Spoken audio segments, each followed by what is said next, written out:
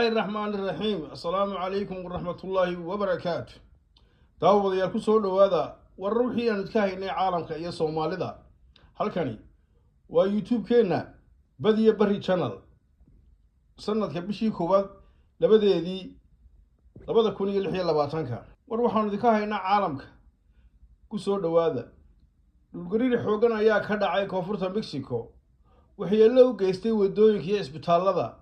waxaana si kumeel gaar ah loo joojiyay shir jaraa'id oo jeedinaysay madaxweynaha dalkaas Yemen muran colaadeed oo si xumaanaya dhaqdhaqaaqii gooni-goosa Southern Transitional Council STC ee Yemen ayaa ku dhawaaqay inay doonayaan afti madax banaani ah in lagu qabto 2 sano gudahood iyadoo ay jiraan dagaalo ka socda gobolka Hyderabad dhanka kale Mareykanka ayaa waajahaya dood ku saabsan mushaharka ugu yar ee federaalka oo aan wax laga bedelin muddo 16 sano ah iyadoo qaar ka mid ah siyaasiyiinta ay cambareeyeen go'aankaas dhanka kale maalqabeenka Elon Musk ayaa ku baaqay in la soo xidho safiirka Soomaaliya ee qaramada midoobay Abubakar Baale kadib eedeymo la xiriira musuq iyo hadallo muran dhaliyay oo ku saabsan Somaliland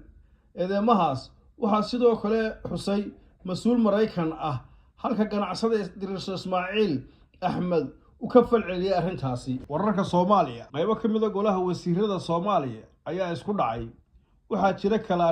kala aragti duwanaansho gudaha golaha wasiirada Soomaaliya oo ku saabsan xaaladda Somaliland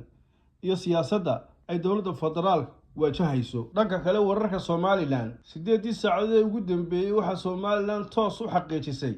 horumar la xiriira aqoonsiga baasaboorka Jamhuuriyadda Somaliland Imaaraadka Carabta Malaysia Bangladesh iyo Nepal waxay si rasmi ah u ogolaadeen isticmaalka baasaboorka qaranka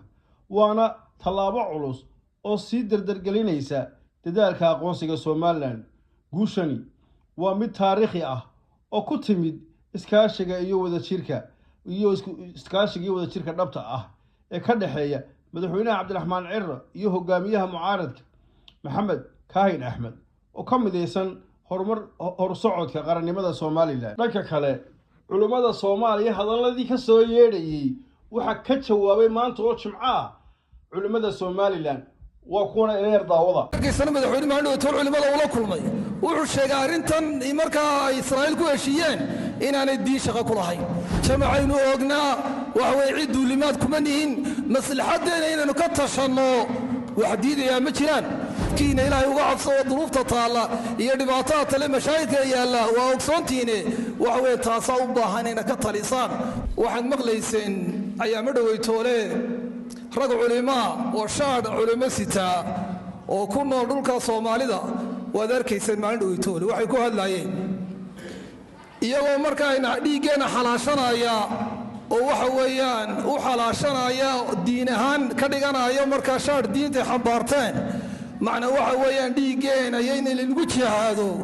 xalaashanaya waa maqlayseen waxay ku hadlayeen